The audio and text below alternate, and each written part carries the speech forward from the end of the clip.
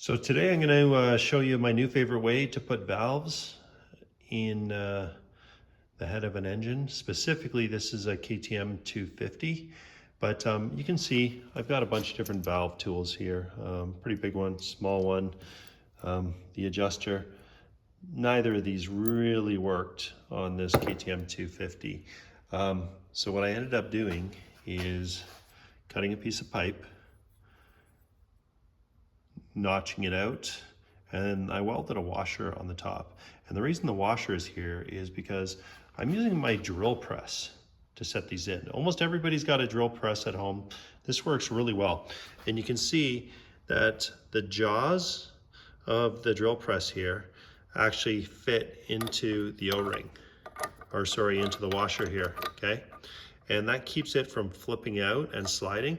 And the nice thing is you can actually set the angle of your drill press so that the valve is lined up perfectly underneath the drill press.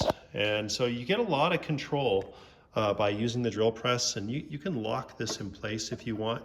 You can also set it from going too low. But I found this is a really good way to put in these valves, and it's probably going to be my preferred method going forward. So if you got a drill press at home, but you don't have valve compressors or they don't fit, you can make your own.